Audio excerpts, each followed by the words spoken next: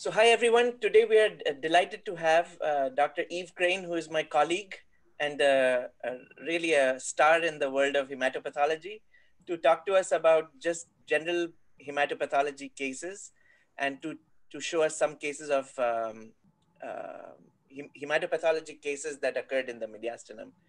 We're going to have a kind of a chat format as before with my colleague Matt Cecchini.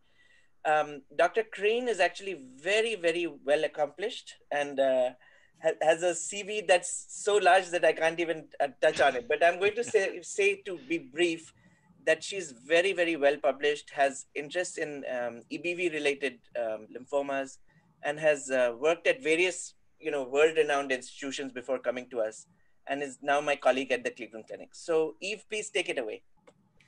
Okay, well, I'm very honored to be here on one of these first episodes here of the lung path guys, or yeah. how do we call it, the car talk guys of the lung. Yeah, no, there are a lot of cases that kind of overlap between maybe reactive conditions and lymphomas within the mediastinum, and they can be very challenging and kind of go back and forth. Today we're going to present a few classic cases.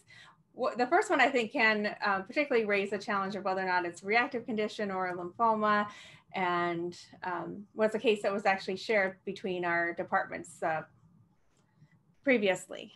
I think this is a good place to start. But yeah, you guys are more accomplished than me. I'm a little bit intimidated to be showing up on this show, but thank you for the very kind introduction, Sanjay. All right. Forward to it. So this is actually our first case here, and you can see at low power, we do have a fairly dense lymphoid infiltrate. This was in the mediastinum, and the question is always kind of what is the tissue? Did we just get a lymph node out of there? Because they often just say mediastinal mass, and you're not exactly sure what they retrieved during the actual biopsy.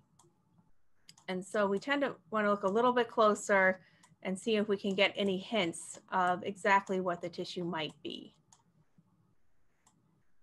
And of course, the differential would also include the thymus in there. And so you'd want to see, is there any evidence of a thymic epithelium? And sometimes you can usually see it, obviously morphologically, but sometimes we also like to do a stain just to make sure kind of how it looks and what we're dealing with. So I don't know if Sanjay wanted to comment on anything we're looking at or a place we might want to. Yeah, stop. I agree with that. We've talked about this before, finding thymic tissue in, atrophic thymic tissue at the edge of a thymoma and so forth, and cytokeratin. And I brought up, a couple of episodes back, I brought up the thing that one of my nightmares is to have thymic tissue in a lymphoma, so there's cytokeratin in the background, and you think, oh, so this is cytokeratin and lymphoid tissue, so it's a thymoma. Mm-hmm. And thankfully that's not very common, at least in my experience, but sometimes it does happen. Sometimes you will get a bona fide lymphoma and then thymic tissue at the edge of it. So you really have to be able to tell what's normal or not. So I agree with you. I mean, sometimes just a pan-cytokeratin stain is enough to pick up those little bits of thymic epithelium. Which I think, we don't have that scanned in, but I think on this particular tissue, we do have it. Let me see if I can get that for you to see kind of, it depends on how much epithelium that you have. Let's see here. Here we go. Yep. Yeah. So this is just an AE1, AE3, which is my favorite cytokeratin to use in the lymphoma world. It tends to not show a lot of background staining with lymphoid elements and fairly good. I don't know what's your favorite. You guys probably have more favorite cytokeratins than I do, but. No, mine is a pan-keratin too. Just the pan-keratin, all right. I just hate the other more, sort of specific keratins, because the main issue really in my world is it carcinoma or not? Yeah. Or where is the epithelium? And for that, a pan-keratin is enough. So yeah. I don't know, Matt, what do you think about that? I use a pan-keratin too, and ours is actually a cocktail of A1, A3, and CAM. So I find that that covers most things, and I use that as my broad screening marker mostly. Oh, that's nice. Yeah. And so that's a little bit of the thymic epithelium left there in the with that keratin it's highlighting. Yeah. So we can see, maybe the epithelium is a little bit expanded here by some of the lymphoid cells. Yeah.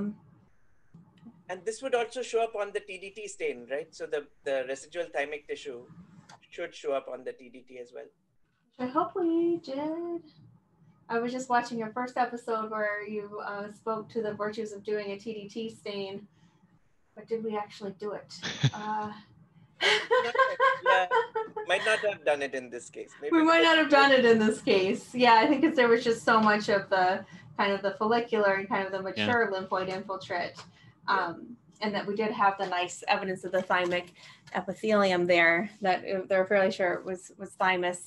And I guess the differential in this case, going back to our H&E, we didn't see a lot of the immature cells that you would typically see in a kind of a thing where you're looking more like, could this be a lymphoblastic lymphoma or residual thymus? Because there's so many pitfalls in the mediastinum, both between low grade as well as like high grade or kind of more immature cells. It's kind of bizarre how you can have such a range of mimickers. Can I make an observation here, Eve? Like, I think you just went past like a really prominent lymphoid follicle. So I think, one thing that happened here was that because of these prominent lymphoid follicles, and the patient also had a history of Sjogren's syndrome, that there was, my thought was, why is this not just reactive lymphoid hyperplasia in the thymus? Which is so common in our world where we see myasthenia gravis resections. That's the most common finding in our world, to see thymic follicular hyperplasia. And the one thing that bothered me about this case was that the lymphoid infiltrates seem to be going into the fat. So can you address that, Eve? Is that like a reliable finding to tell a lymphoma from a reactive thing, or no?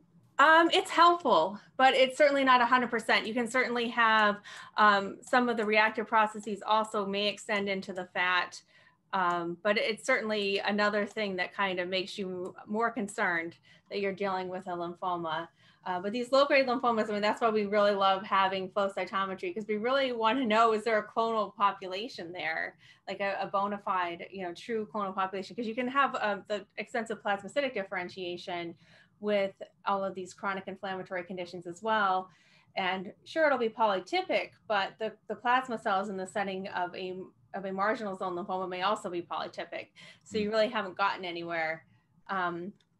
So these can be definitely challenging. And in the setting of kind of the Sjogren's patients are at increased risk. They have, of patients with autoimmune disease, they have the highest risk of developing a MALT type lymphoma, often involving the salivary gland, but it may be anywhere.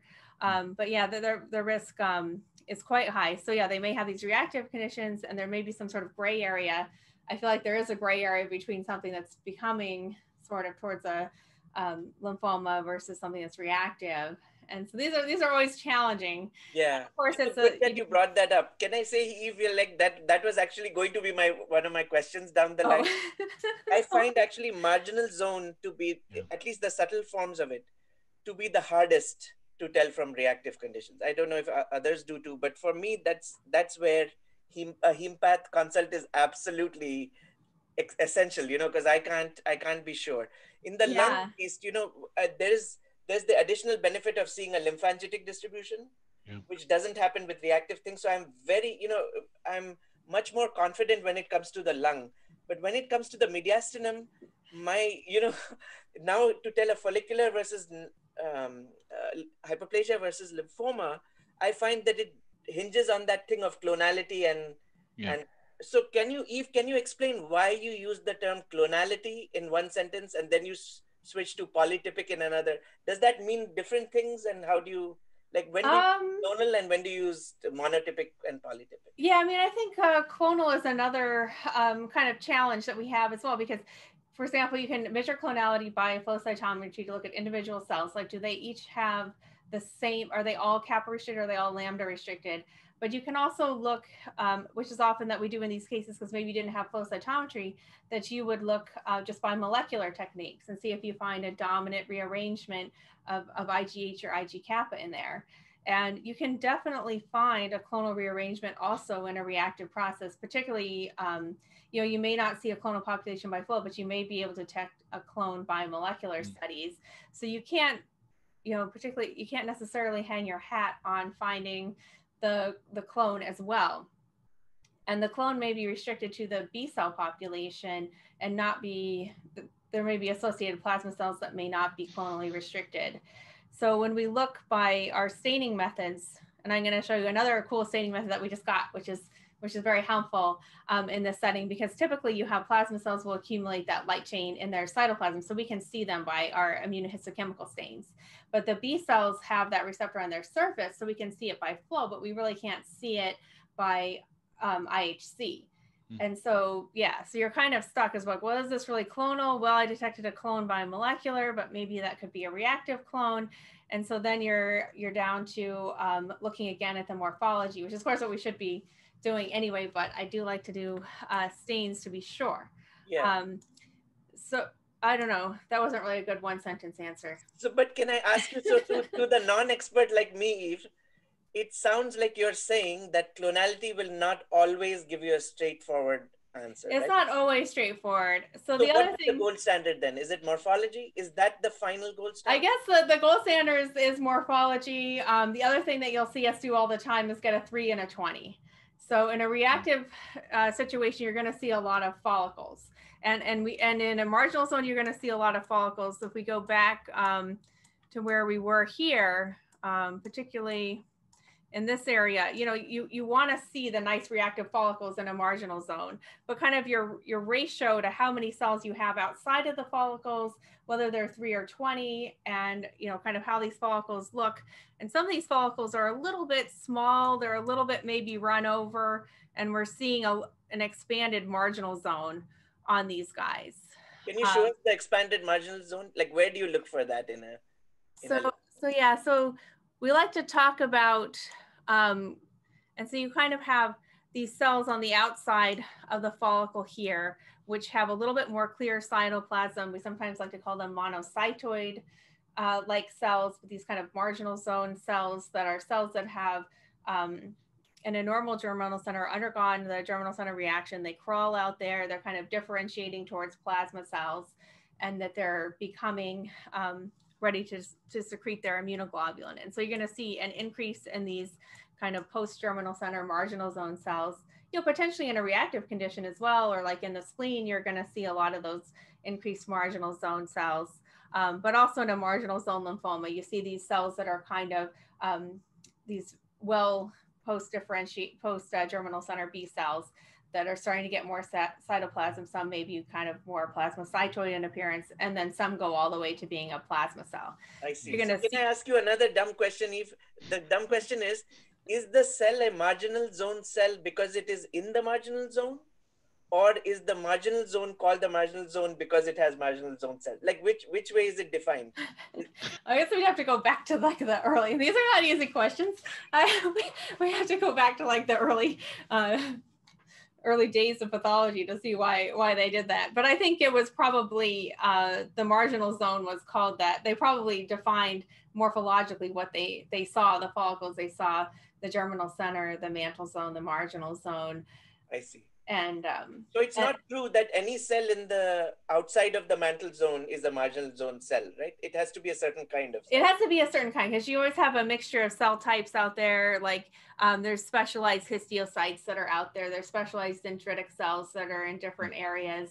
So yeah, to be a marginal zone B cell, you have to have that B cell phenotype, and then they have a specific surface markers. So you could also identify them by flow cytometry if you did sort of sophisticated methods to look at kind of how they looked. Yeah, so they do have a specific phenotype, and then they tend to have this also morphology that's kind of more of a monocytoid look, particularly in a marginal zone lymphoma, or particularly well developed in the normal spleen. You see the marginal zone really nicely in the normal spleen, but in a reactive, which ideally I would have brought. In a reactive inflammatory infiltrate that may not be as developed. Yeah. But the other cheat that we do routinely is to look at kind of the ratio of CD3 to CD20. Because in a reactive infiltrate, you're going to see those germinal centers and you know, maybe they have some marginal zone, but typically you're going to have more CD3 positive T cells than you are of the CD20 positive B cells. And so anytime we start seeing a big expanse, you know, because this, you know, this is why I got a little nervous because you said you scanned the slides, which I was like, great. But then I was like, oh no, where's the stains? You know, because I wouldn't feel comfortable saying that this was lymphoma, right? You know, just on this. I mean, I think you could definitely favor it, particularly like look at this guy. You know, there's all this expanded of these small B cells out here. It definitely looks worrisome. And this guy, you know, this guy isn't even really that. He's just a small germinal center. And you've got all this expanded. Like these are some really nice monocytoid guys out there. But I just want to be double sure those guys are B cells. Like that's really, because you can see various kind of small lymphoid expansions in the paracortex as well, or even like an angioimmunoblastic lymphoma is a T cell lymphoma, and they're not always, you know, at the early stages in particular, you see this kind of paracortical expansion of monocytoid cells, as well as kind of variable germinal centers and plasma cells and things. And it can be dangerous. It could potentially mimic a marginal zone, and you definitely would not want to mix those two up, like completely different things going on. So yeah, just want to make double sure what you've got. And let me see if I can show you the CD3 versus CD20 on this particular case. Maybe. This is a CD3, which is like, well, there are a lot of CD3 in there, to be honest, which is why, well, we never get one stain. So there's one of our little germinal centers there, and you can see kind of a targetoid appearance around it. Now, is it possible, Eve, that some of the process is a reactive hyperplasia and the malt is only part of the mass, or does it always completely replace the underlying? Yeah, no, I mean, I think it's probably, you know, like follicular lymphoma, we definitely have a well-defined entity now, the in situ follicular neoplasia, because we can see where it's, you know, because we got that bright BCL2 that shows up in that entity within the germinal center. And you can like, oh, well, it's like just these two follicles here. But I think with marginal zone being so difficult to define because you do have those reactive germinal centers mixed in, yeah, no, that's a good point that it probably does in some cases, but it's not as easy to identify, you know, and maybe the part that you sent for flow wasn't as much involved as the part that you're looking at or one or the other. So yeah, I think there definitely could be, but that's a tough one. So are you saying this case is a tough one? Like it's not an obvious marginal? I think this is a nice one. Okay. I think this is a nice case. But it, you know, I didn't sign out this case. But yeah, I mean, the top line was still a little bit, you know, favor that, you know, so I think it's always a little bit tough. I think particularly when you didn't have the flow to go with it and a person who has an autoimmune disease as well that may have a potential to have a lot of reactive follicles. So can you show us at low mag what this 20 looks like, Eve? So what is the, so we can get some idea of let's see. Oh, it's just diffusely. It's diffusely. So that's the 20. And then going back again to the 3, they always add up to more than 100%. I don't know. But the 20 is always a lot. Yeah. So, but this, in this case, you can see like, wow, that's, you know, you really got sheets of 20. This is really concerning. You know, once you have that, you're like, that really looks like it's probably a lymphoma. Yeah. Well, that's a great point to make for trainees, isn't it? I mean, just a simple 3 and 20 is one of your biggest tools and most easily interpretable tools, especially in the lung. I find like if you have a CD20 heavy process, that's probably not reactive. It's probably not. Right? And then here's the other thing you think would be really good. You think your kappa lambda is going to be really good. It's like, all right, I'll just get a kappa lambda and this will be a slam dunk. This is the kappa. And sometimes it is. So it's definitely always good to get it. Yeah. That's the kappa, and this is the lambda. And kind of the way that recombination works, so you're always going to have more kappa than lambda, or you should have more kappa than lambda. So it's like, well, I got more kappa than lambda, but it's like more, but maybe it, and then sometimes people count them, which you can do. Yeah. But it's not as good as you'd like. You're like, oh, that's kind of. I always found this the most challenging thing in Hempath was the kappa lambda, and like I was staring back and forth and just scratching my head, like I don't know, are they the same? And Are they the same? And then you're like, well, then it doesn't matter if they are, I guess. Or like, I still would really like to know this thing is clonal. Yeah, so this one, the molecular studies weren't done, but we do have a new stain that uses ultra-sensitive, that's not the right one. Let's see, that uses ultra-sensitive ISH for kappa and lambda, because the B cells are making, they have mRNA for the kappa or lambda chain that they're making. So you could look at it, and it's also kind of nice to see kappa and lambda together. Yeah, it's really nice. So and what's so the red and brown here, Eve? So can you break it down for us? What's the red and what's the brown? And So these are you know, the brown is our usual DAB, and that's staining the kappa. That's using, but it's an ISH probe for kappa. So it's looking actually at the RNA here rather than the protein kappa product, which is what we were looking at before. And then the red, which is used a lot, for example, in the derm path, is a chromogen that's used here for lambda. And so this is a low power image. So at low power, we can see again that the plasma cells are kind of jumping out. They're the easiest to see. And there is a mixture of kappa and lambda, but that we probably do have a little bit more of the kappa. But if we go, let's see if it'll work. If we go at higher power, we can see now that a lot of those little lymphocytes, which we knew were B cells, are also staining, some brown and some red. And it's like, uh-oh. So they look sort of mixed. They look so can you clearly tell what's plasma cell and lymphocyte on this, Eve? Because I can't, like from morphologically, I can't. Oh, yeah. You can. Yeah. Well, so the ones that are the darker staining ones, those are the plasma cells, the ones that are the larger cells. So the ones that are very fine, where we're not seeing stuff very well. This stain, we actually made it. I don't know if you can order it, because I thought it's still confusing. It's still kind of getting rolling. But okay, so this area here is kind of interesting. So this here we can see is probably a residual germinal center here. And then we've got plasma cells outside that are polytypic, maybe a little kappa predominant, things going on in this germinal center, kind of mixed. And here it's a little bit challenging, but I think there you can see that there is some lambda for sure, that's pink, and then some kappa. But then we have these areas potentially in a marginal zone-like distribution, or kind of expanded here, that were our B cells that are more brown, that are more kappa restricted. I see. And so that helps. So maybe it's like, this is why I cry when people don't send flow cytometry.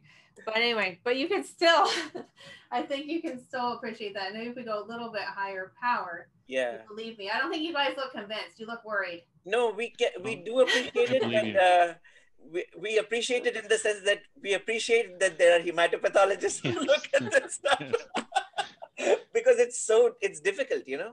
I think it's difficult. Yeah. And the marginal zone is probably the most difficult too, I think, because, well, and it's also, you know, it's not like you told somebody they have Burkitt or something, because some of the marginal zones, you know, they may take a while to evolve.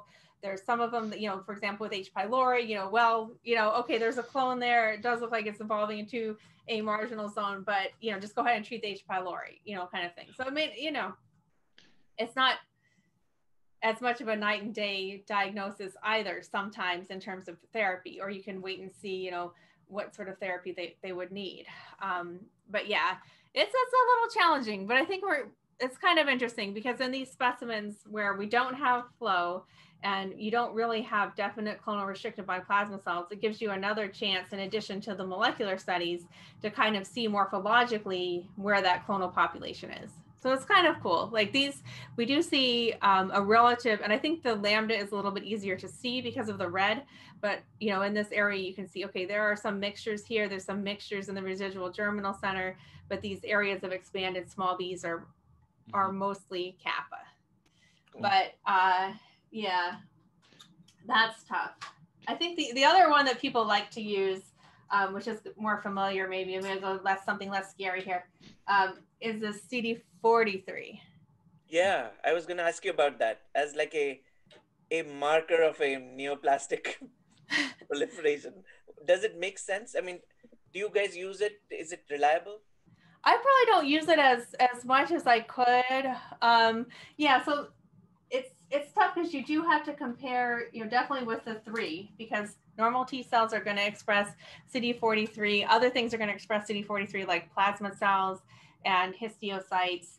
And so you're going to have to be sure, are those really, you know, and I think I can see here maybe like a 2-tone look to it, that maybe I have some darker guys and some lymphoid cells that are maybe a little bit lighter. And this is the CD3. So I think we definitely have more. But like I say, you might have more because of the histiocytes and plasma cells and other things. So it's a little bit, sometimes it's very clear. And I think particularly in like a gastric malt, it's very helpful because then you're like, okay, because usually you have way more 20 than 3. They're mostly lymphocytes. And then the 43 lights up, you're like, yeah, that, you know, that looks like it's a malt. This one I think is a little more challenging, but I do think there is at least partial expression. But yeah, CD43 you'll see on other small B cell lymphomas like CLL. It's on those guys as well. So yeah, I think it is definitely helpful in this setting, and maybe more widespread availability and kind of comfort level with that. Yeah. I think so. That's a nice one. My other favorite one to get is the CD21, which, you know, because sometimes you don't see the residual germinal centers in there. Maybe you have a malt lymphoma that's almost all plasma cells or something.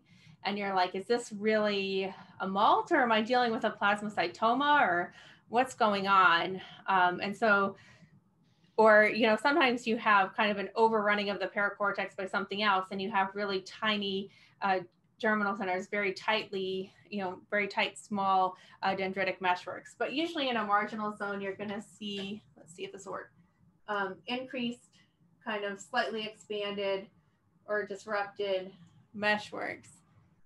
And yeah, so that's nice. So that kind of,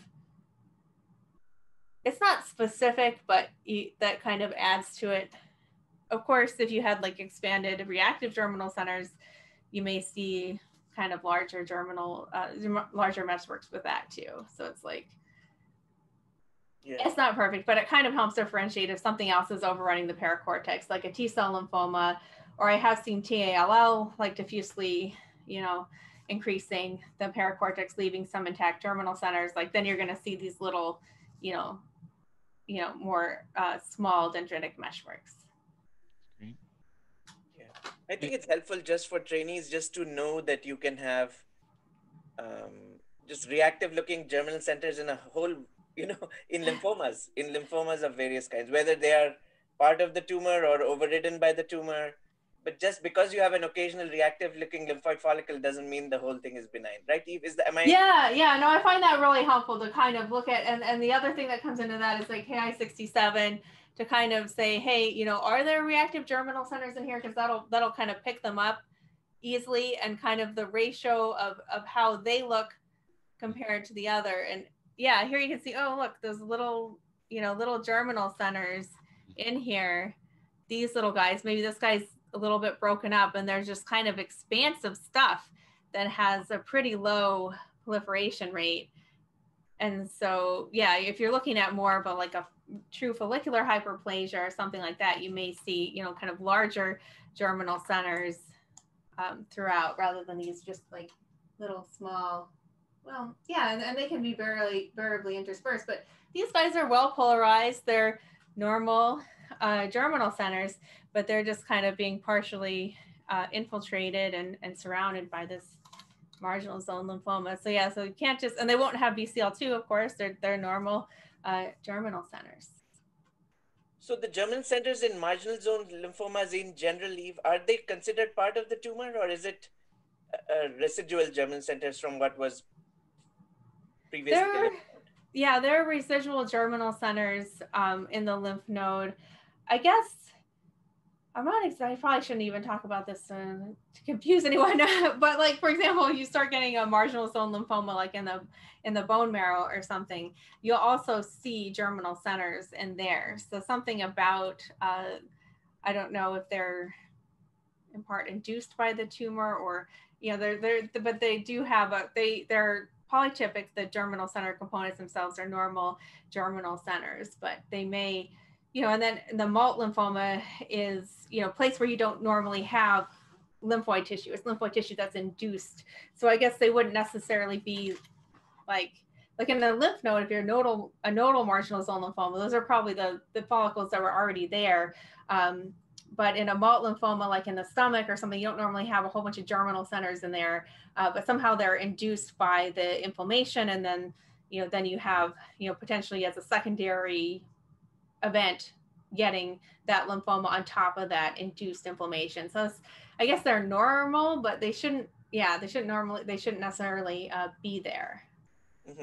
Mm-hmm. And things like the tonsil, like you don't really get marginal zone of the, you know, involving like a tonsil or something like that, where you have a normal, basically germinal centers and normal development of inflammatory process there. So it's kind of, I think there's a lot more to learn about malt lymphomas. Yeah, no, this is great. We've touched on a lot of different things. So should we switch over to the next one now? Sure. Yeah, I can show a couple of other things, for example, that we touched on today. All right. Nice. Yeah. All right. So this is another, this is a cervical node here. And in this case, we're not seeing as much in the way of, like, here's some germinal centers over here, some kind of residual germinal centers over here. And we see this effaced, isn't it? I mean, the effaced. Yeah, this thing doesn't look good. It's like, just you can see from the low power, it's like, wow, that's it's really blue. That's really effaced. And that's kind of basically a good way to do your differential. Like this is something, you know, maybe it's a small round blue cell tumor. We go closer to these guys and they're very monotonous. We don't see a lot of residual architecture that's left anywhere. They don't have any cytoplasm. They're immature looking. I think it's hard to tell from just like an H&E section necessarily sometimes, you know, is this like a blastic cell, or, you know, you'd hate to, especially if it's not a good fixation, you know, you could see where some of these blastic cells are not very big. You know, you would hate to get confused with like a lymphoblastic lymphoma versus a CLL or something like that, because it's like neither of these things are going to have very much cytoplasm, maybe very monotonous. And so you end up try to look at the chromatin carefully and the pattern. But these guys have more of a fine chromatin. But that's why we kind of like for people to do, potentially if they can, let's see if I have it over here, to do a touch preparation on one of these things. And this is something from the Path Presenter, which is actually a really nice way to show stuff as well. I don't know if we can see any of these cells. Nice. Touch, yeah, they're kind of a little bit weird looking, but you can tell like that doesn't look like CLL. Those things have a very fine chromatin on them, and it makes it a little bit easier. This maybe not making it a lot easier, a little bit easier to see. Some have like a few little vacuoles in the cytoplasm, kind of a more of a blastic look on these guys. Do you still do routinely touch preps on all the possible lymphoma cases, or? Yeah, we do. We have like a protocol where we have what we call like lymphoma protocol, which if they have a very high suspicion, for example, a patient on a transplant, or this imaging looks very concerning for lymphoma, they call us down, sort of like a frozen, except for that, it doesn't delay the operation. We come down and we make sure that the tissue is, we have the right amount going for flow. There's certain testing that can only be done on frozen that may be useful in the future. And so if we have enough tissue, we save some out for frozen, potentially could be used for research or clinical trials or things like that later. Potentially some stuff could be cultured fresh, for example. Cytogenetics can be very important in certain instances, or if you think it ends up being like a myeloid sarcoma, that might be your only chance to get a true karyotype. So yeah, so we go down there and kind of help triage for flow and formalin and things like that. So yeah, and at that time, definitely helpful to have the touch and print versus just the frozen section, but often we do both.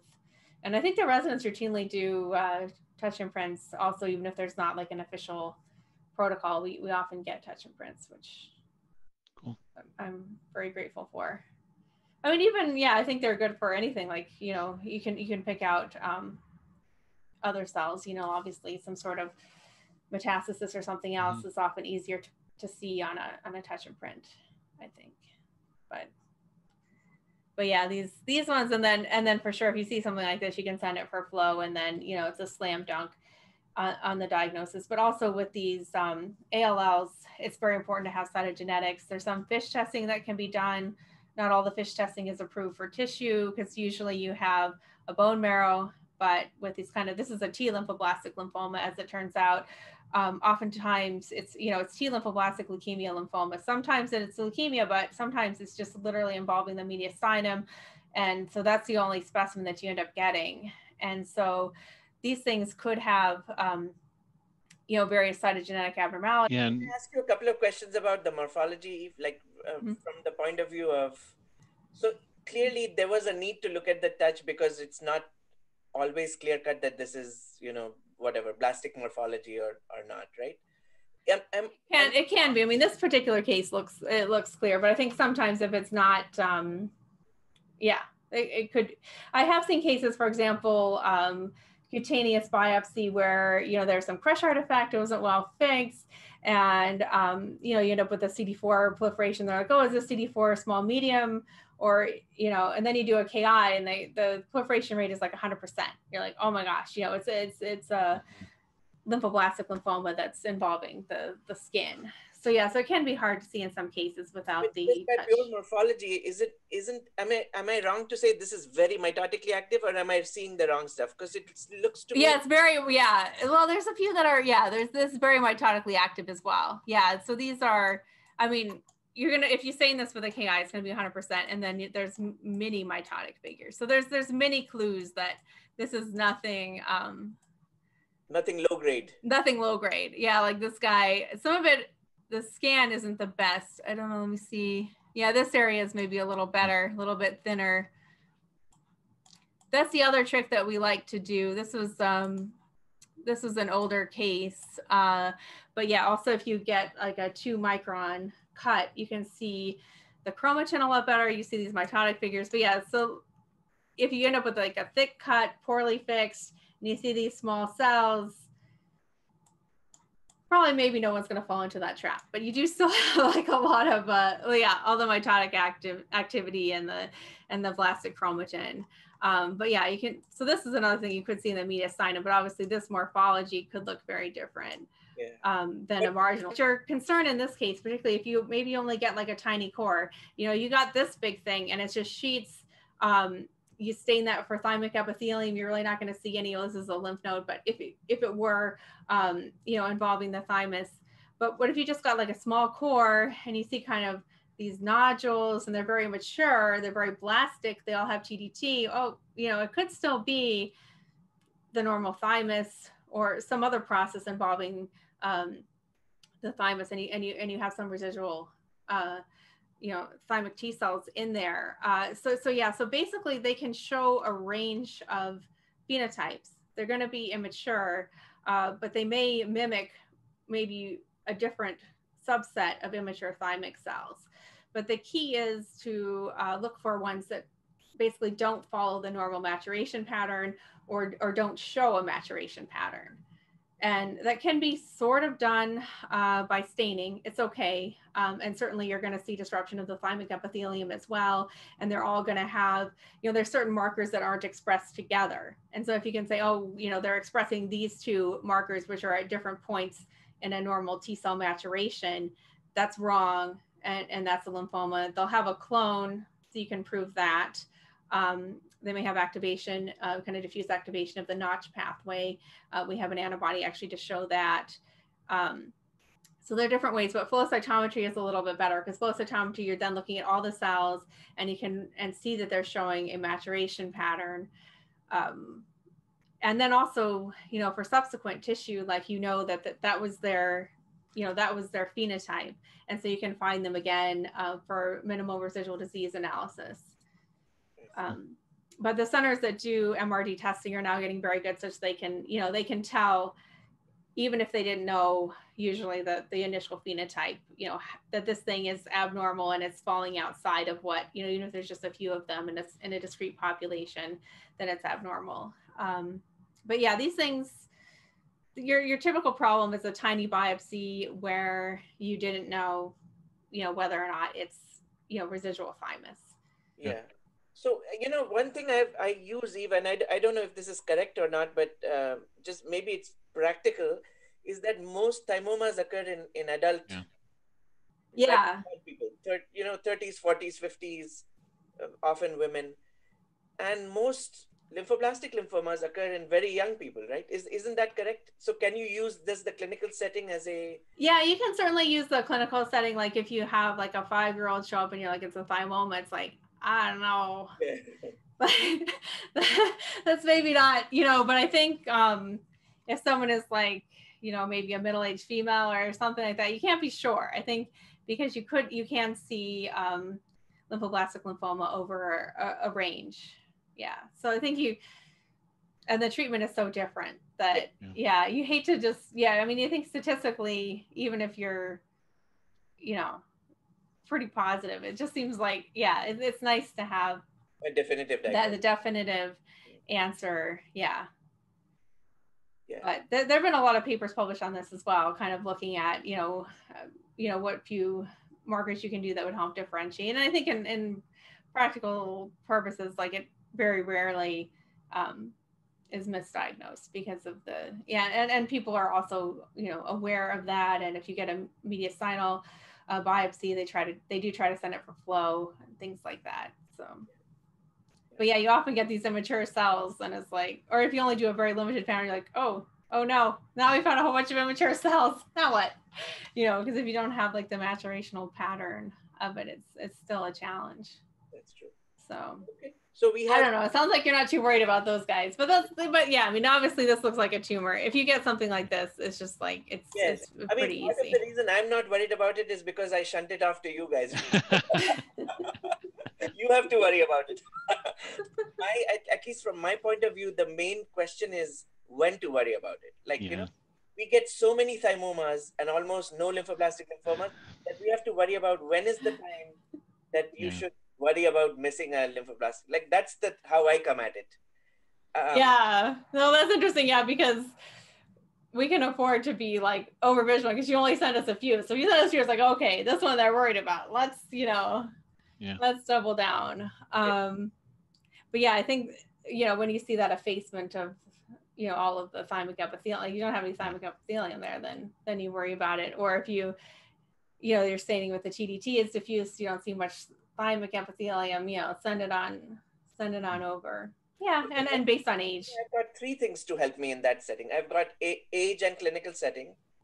Then I have morphology, right? I mean, there's most cases clearly look like lymphoma or clearly look like thymoma. I mean, it's not that hard in most cases. So you're adding clinical setting to morphology, and then you're using pan-cytokeratin immunohistochemistry. So in most thymomas, it's clear cut that it's epithelial proliferation, and it's not that hard. And in most lymphomas, there's no epithelium there.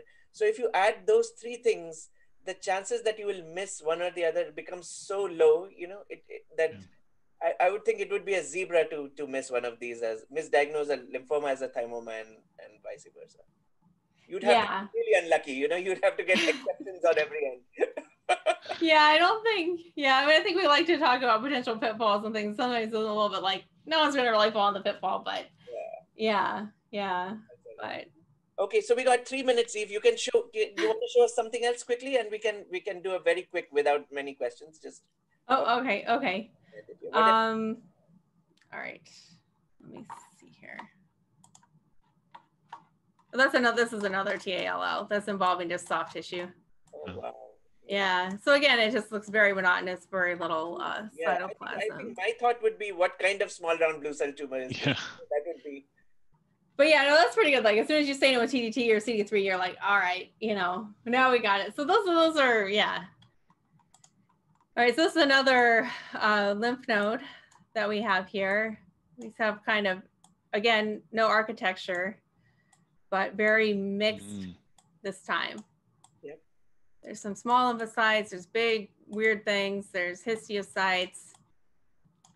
This is a nice thick section, which is I had from earlier, but we can still see kind of the morphology of the cells.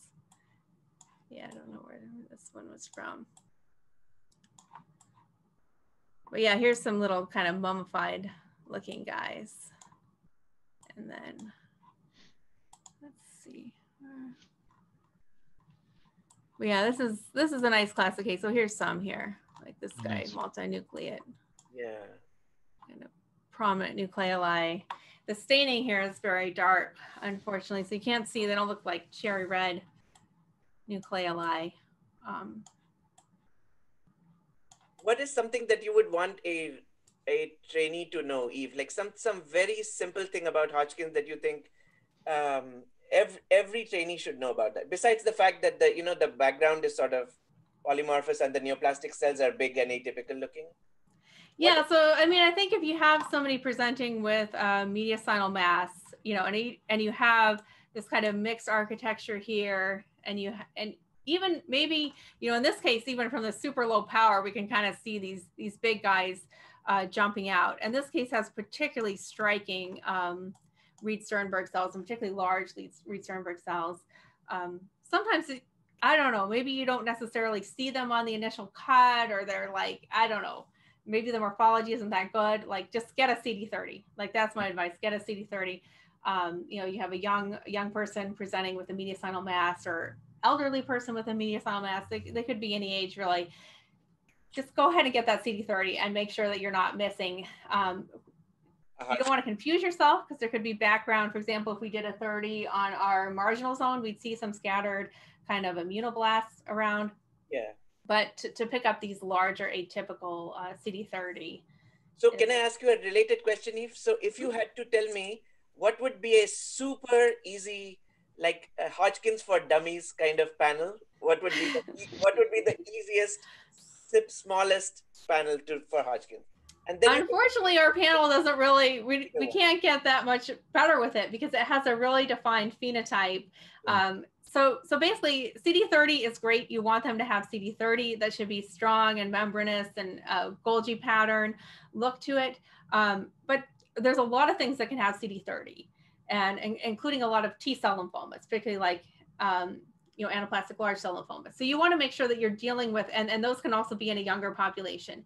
So you got to have a PAX5, because they don't have much of a B cell program. These things, they may, in some cases, a subset express CD20, but if they express a lot of CD20, that kind of throws the diagnosis out the window.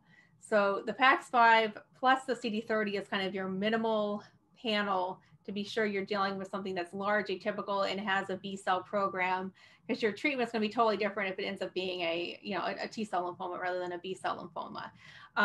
The other thing that I like to get is an EBER, to look for EBV association. And you say, oh, well, who really cares, because, it doesn't maybe change the treatment. But you can also get these like Hodgkin-like proliferations that occur in a variety of immunosuppression-related settings. And those may be treated differently. For example, if you and so you may have some EBV positive cells, but if you have a lot of EBV in the background, also in small, medium lymphocytes, that implies that this is actually some sort of proliferation that's coming up out of a, immunosuppressed setting. And that could tell you, oh, maybe they had a transplant, you got this in consult, you didn't know that. Or it could tell you maybe they have a background T-cell lymphoma, like maybe there's an angioimmunoblastic T-cell lymphoma going on that's suppressing their immune system. And then we're seeing this EBV positive cells in the setting of that. So I always like to do an EBR to make sure.